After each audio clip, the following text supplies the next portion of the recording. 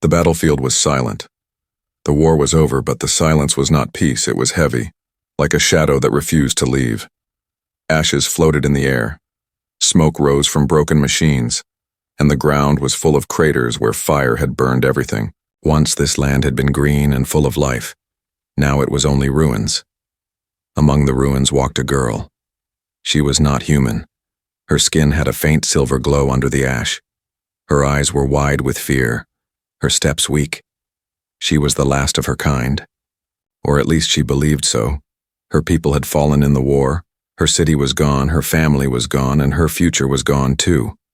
All she had left was fear. She pressed herself against the remains of a wall, listening, waiting. Every sound made her heart beat faster.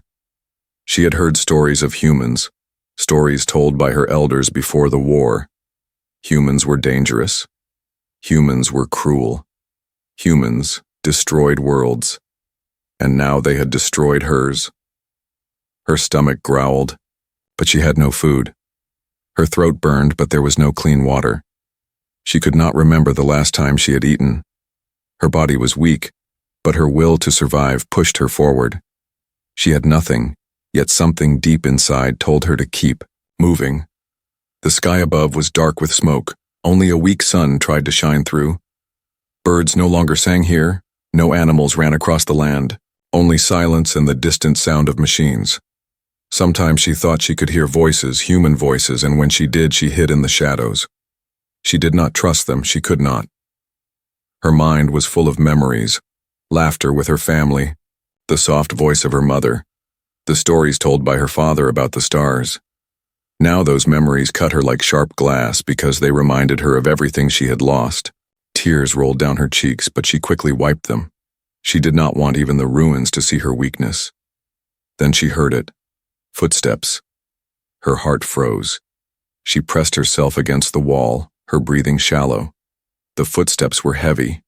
Human boots on broken stone, slow and steady. Closer, closer, each step louder than the last. She wanted to run, but where could she go? The ruins were open. No cover except broken walls and shadows. If she ran, she would be seen. If she stayed, she might be found. Fear trapped her body. She could not move. Only her eyes darted around, searching for escape. The footsteps stopped. Silence. She held her breath. Her heart beat so hard she thought the sound would give her away. A shadow moved across the rubble, a tall figure with armor, a helmet, and a weapon. A human soldier, her people had told her. If you see a human soldier, you run. If you cannot run, you fight. If you cannot fight, you accept death. But she was too weak to run, too weak to fight. All she could do was wait. The soldier turned his head slowly, his helmet scanning the area. She shrank back into the darkness, hoping the smoke would hide her silver skin. The soldier stepped closer. She bit her lip, holding her cry inside. Her hands shook as she pressed against the broken wall. Her mind screamed. This was the end. The soldier stopped again, and this time he spoke. His voice was low, human words she barely understood. She did not know if he was calling to others, or if he had seen her. Her body trembled, fear choking her. She thought of her people again, thought of her mother's smile, her father's voice, and she closed her eyes, waiting for death. Then something strange happened. The soldier did not raise his weapon. He did not call others. He only stood there. A long moment passed, the world silent except for the wind. And then, the soldier took off his helmet. For the first time, she saw the face of a human not covered in steel. His face was tired, his eyes full of something she did not expect, not hatred, not anger, but something softer. He looked at the ruins. Then he looked at her. Their eyes met, and for a moment, time stopped. Her heart told her to run. Her mind told her to hide, but her body did not move. The soldier reached into a small bag. Slowly, no sudden movement. She flinched, sure he would pull out a weapon, but instead, he held out a small bottle of water, clear, shining water. Her lips were dry, her throat burned.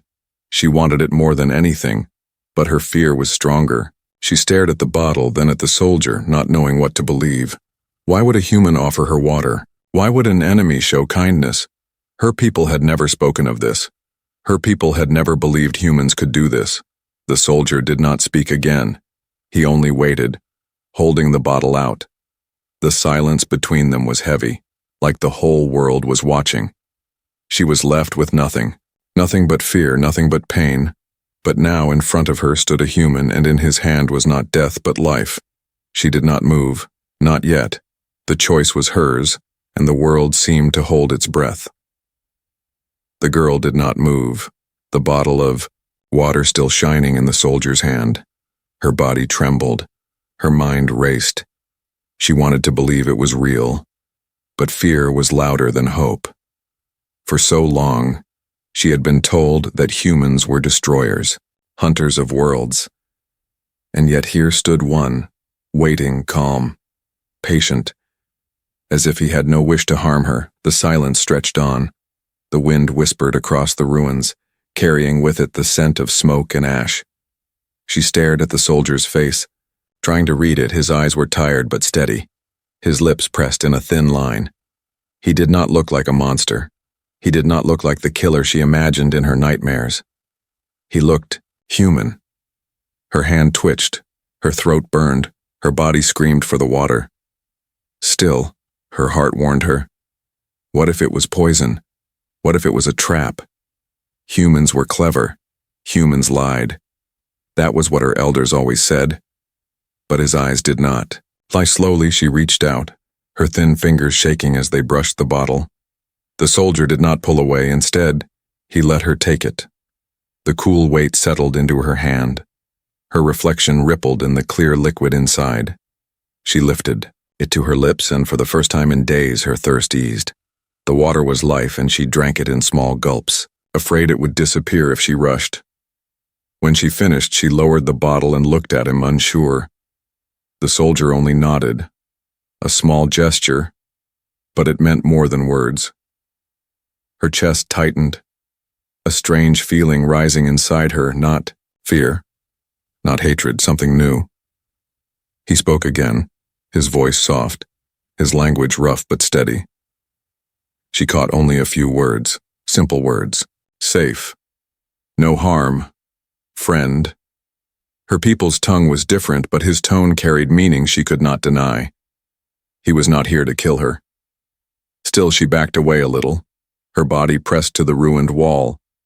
The soldier did not chase her. He did not raise his weapon.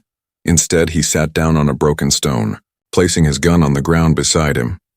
It was a strange sight, an enemy soldier lowering his guard. The girl tilted her head, uncertain. She studied him like one studies a dangerous animal, cautious but curious. Why would he do this? Why risk lowering his weapon in front of her? Did he not know she could attack? But she was no warrior. She had no weapon, no strength, only fear. And somehow she believed he knew that. He must have seen the weakness in her steps, the hunger in her face. He must have known she was no threat. Minutes passed. Neither of them moved much. The soldier pulled a small packet from his bag, opening it slowly. The smell of food drifted in the air, dry but warm. He broke a piece and held it out to her. Her stomach growled, loud enough that she blushed with shame. He heard it. His lips curved slightly, not in mockery but in something else. He waited, his arm stretched, the food in his hand. She hesitated again, then stepped closer. Her fingers brushed his gloved hand as she took the food. It was rough, not like the soft meals her people once had, but it was real food. She bit into it carefully. The taste was strange, but it filled her empty belly. She ate slowly, always watching him, but he did not stop her. As she ate, he took out a small stick, pressing a button. A soft light appeared, a human device. She flinched, ready to run, but he only moved the light across the wall, drawing simple shapes, circle, star, line. He pointed to himself, man. Then he pointed to her, waiting. She frowned, confused, then whispered in her own tongue, Kira. Her voice cracked, the first word she had spoken since the fall. The soldier repeated it clumsily. Kira. Her eyes widened. He had spoken her name, her real name. Something stirred inside her, a spark of trust, fragile but alive. For the first time, she saw not an enemy, but a person. The night grew darker, the ruins colder. The soldier looked around, then motioned with his hand pointing toward a broken bunker. He picked up his weapon, not pointing it at her but holding it carefully. Then he gestured again as if telling her to follow. Her instincts screamed not to trust him, to run, to hide. But where would she run? Where would she hide? She had no one left, no place left, nothing left. And this human had given her water, food, and even spoken her name. With hesitant steps she followed him. The bunker was small, half buried in rubble, but inside it was warmer, shielded from the wind. He lit a small flame, placing it between them. The light flickered, casting shadows. Across the walls, Kira sat in the corner clutching the bottle. The soldier sat opposite, resting but alert, his eyes always scanning the entrance. The silence between them was heavy but no longer hostile. It was the silence of two survivors, not of enemies.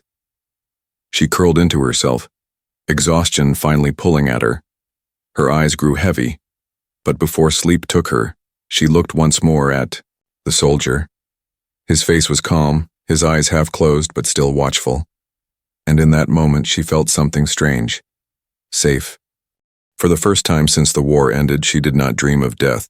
She did not dream of fire or screams. She dreamed of water, of warmth, of a name spoken kindly. And that night in the ruins of her lost world, she was not alone. Morning came. Slowly, the ruins were still cold, the sky heavy with smoke, but a faint light crept over the land. Kira woke to the sound of movement, her eyes snapped open, her body tense. The soldier was already awake, checking his weapon, listening to the world outside. For a moment she forgot where she was. Her mind screamed danger, but then she saw the bottle of water near her hand and the small fire that had kept her warm. Memories of the night returned. Water, food, her name spoken by a human. She sat up, her silver eyes fixed on him, still wary, still unsure. He noticed her awake and gave a short nod, no words, no threats. Instead, he handed her another piece of dry food. Her stomach was weak but eager, and she ate slowly, never taking her eyes off him. Every bite reminded her that she was alive, and that he was the reason. The bunker was small, cracked walls and broken steel beams, yet it felt safer than the open battlefield. Outside, danger waited. Drones scanned the sky, soldiers marched, but here, for now, there was shelter. The soldier pulled a small map from his bag, spreading it across the floor. He pointed to symbols she did not understand, his finger tracing, lines and marks. Kira tilted her head, confused but curious. He was planning something. Then he pointed to himself, tapped his chest, and said one word. John. Kira blinked, repeating softly, John. The soldier gave a faint smile. Now they were no longer nameless enemies, but two survivors with names. John tapped the map again, pointing to a circle, then gestured outward. He made a motion like soldiers marching, then another like shooting. Kira understood. Danger was near. More humans were searching. Her heart pounded. If they found her, she was dead. If they found John helping her, he was dead too.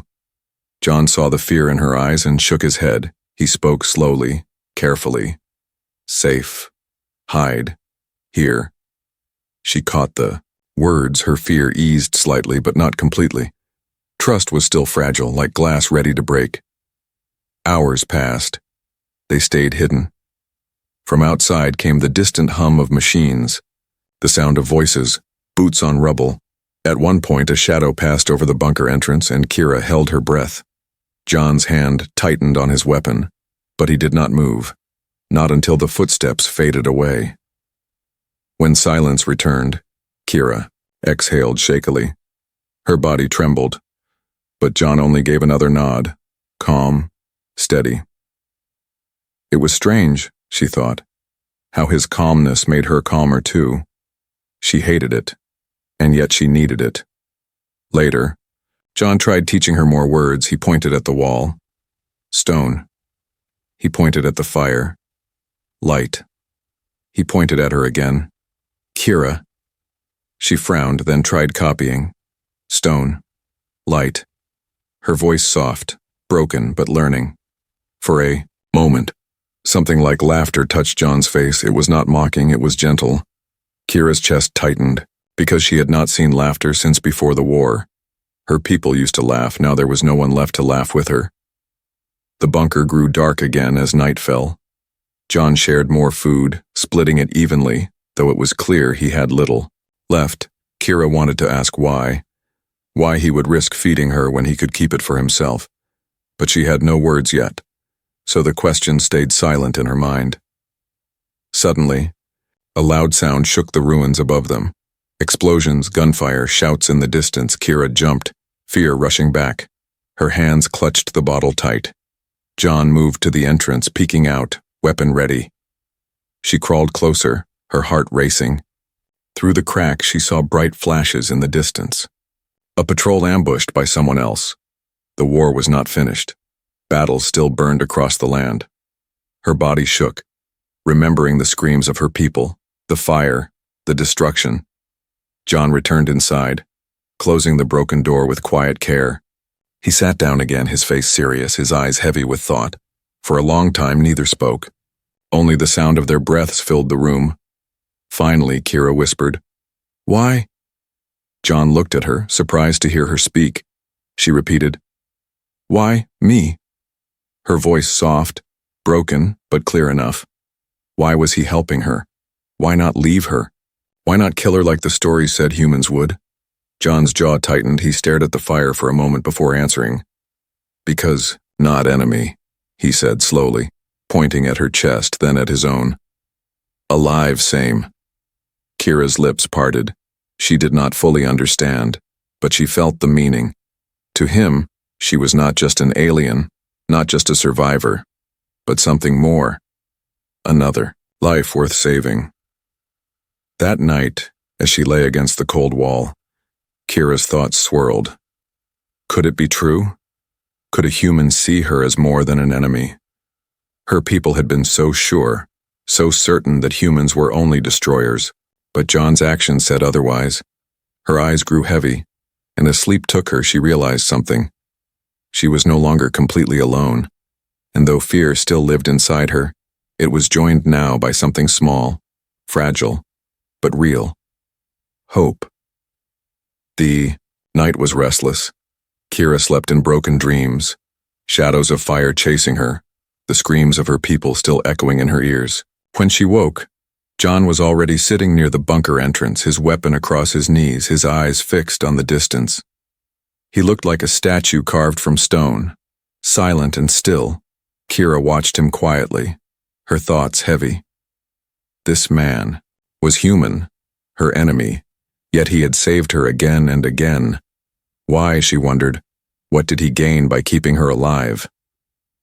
She hugged her knees, unsure if she wanted the answer or feared it. The morning light crept in, gray and weak. John turned his head slightly, noticing her awake. He gave a nod, then pointed at the ration pack. Kira took it, chewing slowly, the dry food rough but filling. She stared at him between bites, studying his face, searching for answers. Finally, she whispered, "Why?" Her voice was soft, cracked but steady enough. John looked at her for a long moment, his expression unreadable. Then he sighed, pulling something small from his jacket. A photo. He handed it to her. Kira took it carefully, frowning at the strange human paper. On it was the image of another man.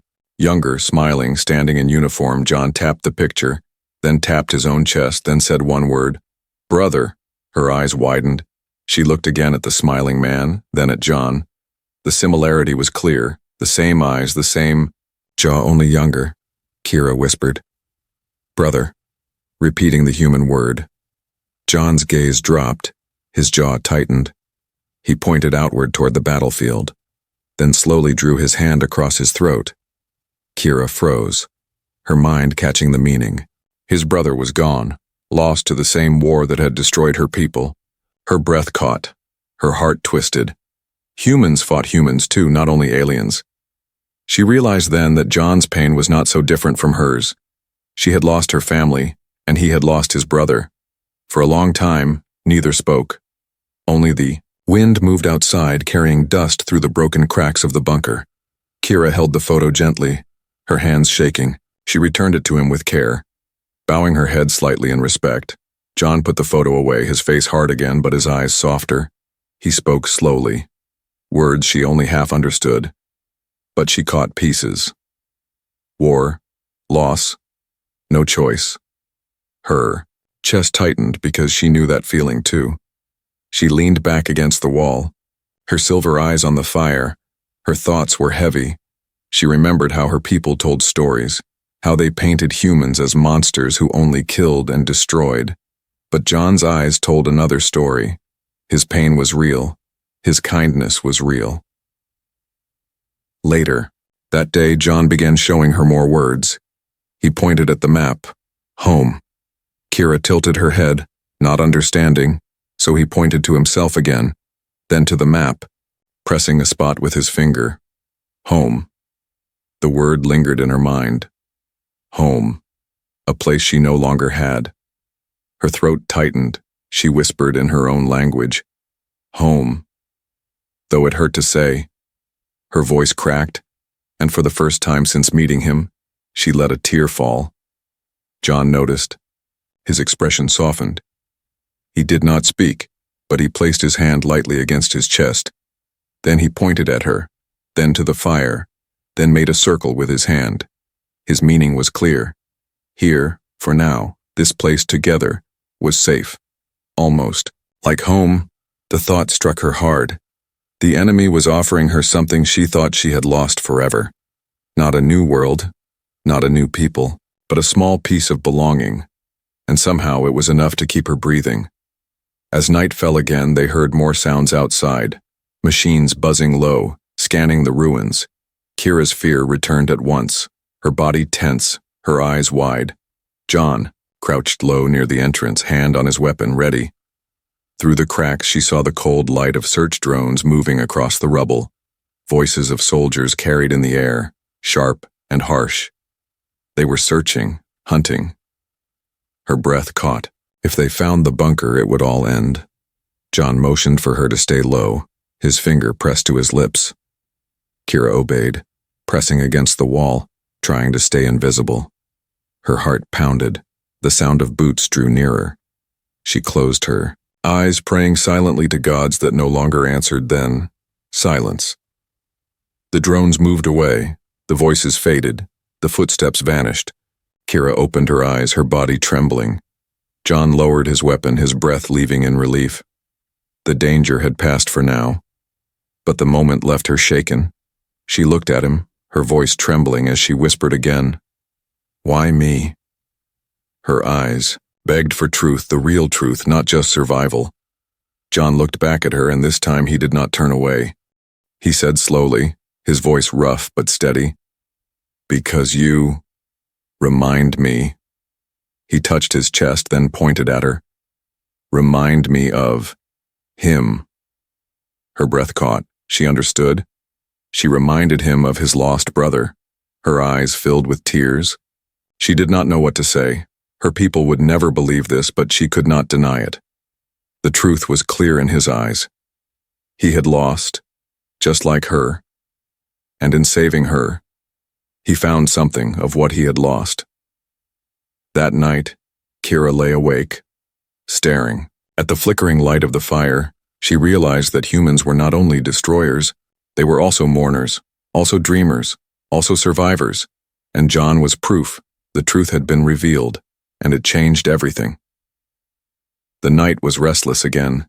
Kira sat near the broken wall of the bunker, her silver eyes wide in the dark. She could not sleep. Every sound outside made her heart jump. Every whisper of wind felt like footsteps. John sat near the entrance, weapon across his lap, silent and watchful. Then it came, a low hum, steady, unnatural, cutting through the silence. Kira froze, her breath shallow. She knew that sound. Drones. The hum grew louder, closer, and soon faint beams of blue light swept across the ruins. John's body stiffened, his eyes sharp. He motioned to Kira with a quick hand signal. Stay down, stay silent. She obeyed, curling into the shadows, her body shaking. The drones passed over once, twice, scanning. Then one stopped, its beam sliding across the ground and catching on the bunker entrance. Kira's heart stopped, her chest tight. John cursed under his breath and pulled her closer. The drone whirred, its light sweeping into the bunker. John raised his weapon, but firing would bring more soldiers. He looked at Kira, his jaw set. Then he moved quickly, smashing a piece of rubble against the wall. The noise echoed loudly. Bouncing away into the distance, the drone shifted, its light turning, drawn by the sound. It floated off, searching the wrong direction. John grabbed Kira's arm, his voice low and firm. Move. There was no time. The bunker was no longer safe. They slipped into the ruins, their steps quiet but fast. The night air was sharp. Smoke stung her eyes. Kira's legs trembled. But John pulled her forward, guiding her through broken streets. Behind them, the drones hummed louder, searching. Then came the voices, human soldiers calling to each other, boots striking against stone, weapons clattering. They were close, too close. Kira's chest burned with panic. John led her into a collapsed tunnel, the ceiling low and narrow. The darkness swallowed them, the air thick with dust. She stumbled, almost falling, but his strong hand caught her, steadying her. Quiet, he whispered, his voice rough. The tunnel stretched deep, twisting like a broken vein beneath the ruins. Every sound of their steps echoed, every breath felt too loud. Kira's body shook with fear, but she forced herself to follow. Her trust in him the only thing keeping her feet moving. Then a sudden sound, a sharp, metallic screech behind them. The tunnel lit up with blue beams as drones entered from the opening. John cursed again, pulling her forward. Faster now, the chase had begun. The tunnel sloped downward, water dripping from cracked pipes. Their steps splashed softly, but the drones buzzed closer. Kira's lungs burned, her body weak. She wanted to stop, but John's grip kept dragging her forward. The path split in two. John glanced quickly, then pushed her left. She stumbled into the narrow passage, the walls pressing close. Behind them, the sound of drones split. Some followed, some took the other path. The passage shook with another explosion above, dust raining from the ceiling. Kira gasped, her ears ringing, her heart racing. John pushed her low to the ground as rubble fell. They crawled through, emerging into another chamber of broken steel, but the drones were faster, their light spilling into the chamber. John raised his weapon, firing short bursts. The sound cracked like thunder in the tunnel, sparks flying as two drones crashed to the ground. But more came, their beams flashing. Kira screamed as one beam cut close, burning the wall near her. John pulled her behind cover, shouting, "Stay!" He fired again, his face set with determination. Each shot was precise, controlled, but there were too many.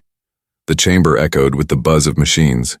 Kira pressed against the wall, her hands over her ears, her body trembling. But even through the fear, she saw something.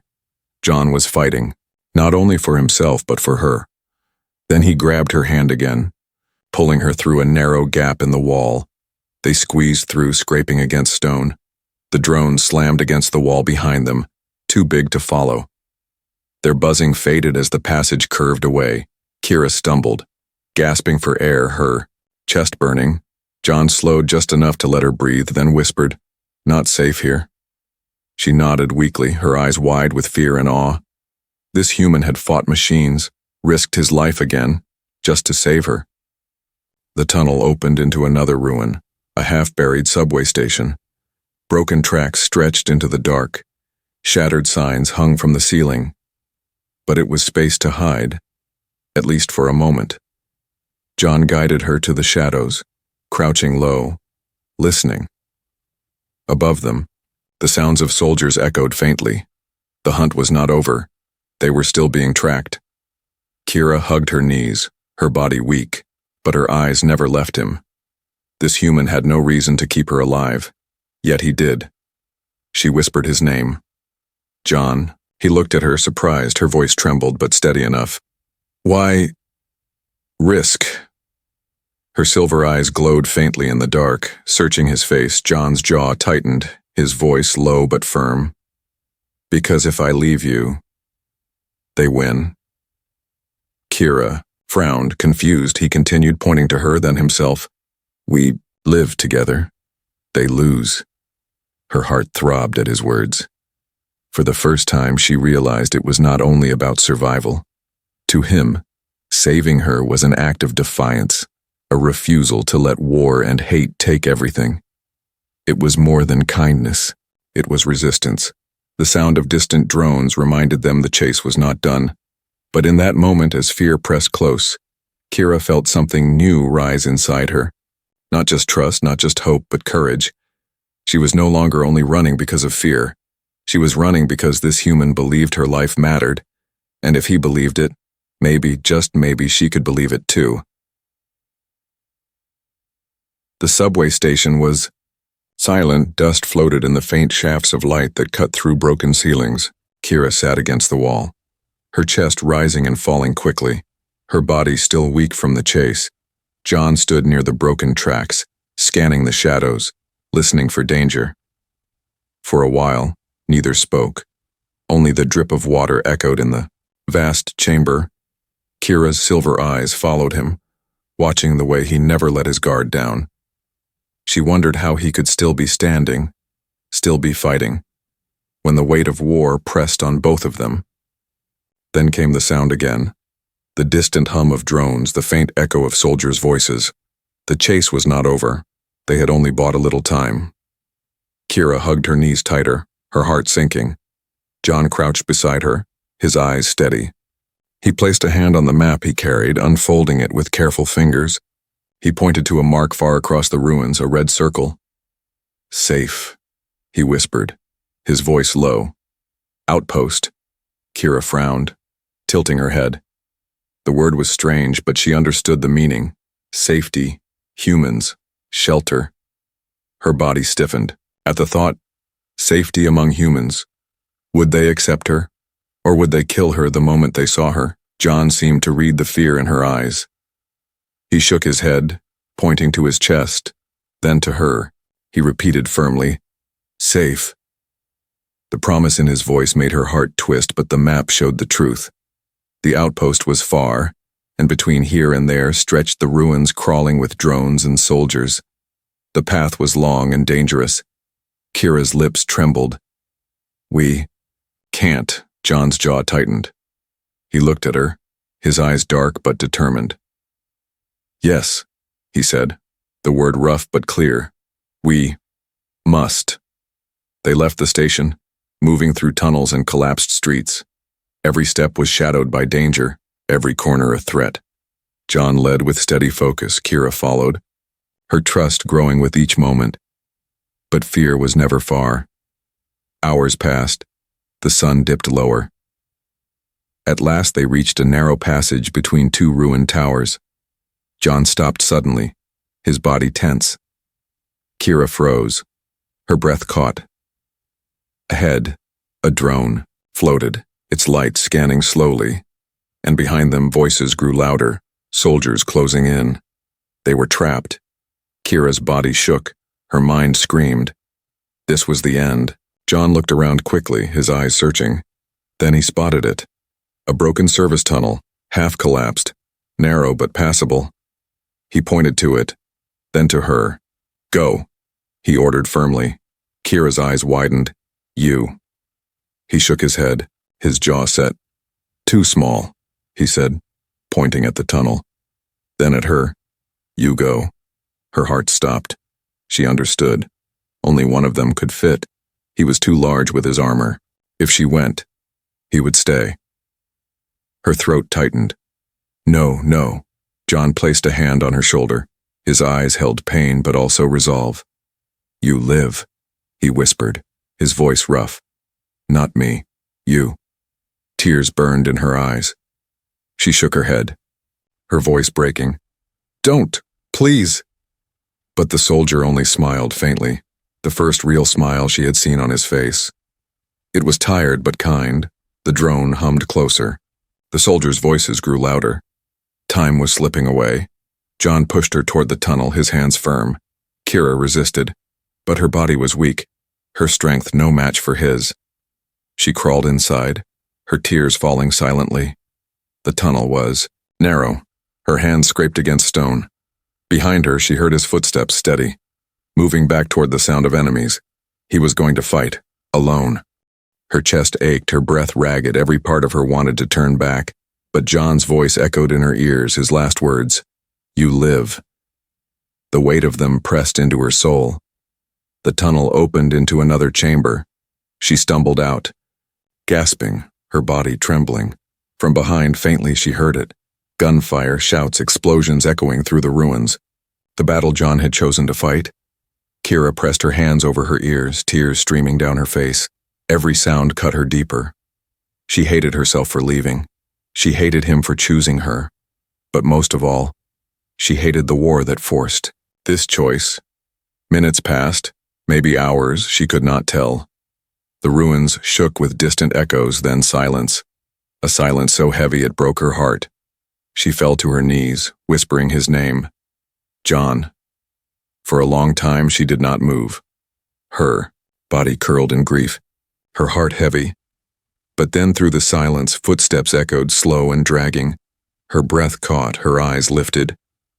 Out of the shadows, John appeared, his armor scarred, his body bleeding, but alive. Kira gasped, rushing to him, catching his arm before he could fall, his lips curved into that same tired smile. "You, safe," he whispered, then collapsed into her arms. She held him, her tears falling onto his face. Her chest burned with a mix of pain and relief. He had given her a choice, and she had thought she lost him. But he was still here. For now, Kira whispered softly. Together. The word felt strange, heavy, but right. John's eyes closed, his breathing shallow, but he nodded faintly. Together. The ruins were quiet again. Kira held John close, his body heavy in her arms, his breath shallow but still there. She had thought he was gone, that the war had stolen him too. But now he lay alive, scarred, bleeding, yet unbroken. Her tears fell onto his armor, mixing with the dirt and blood. "Safe," he whispered again, his voice faint but steady. The word echoed in her heart, heavy with meaning. Safe, not for himself, but for her. He had chosen her life over his own, again and again.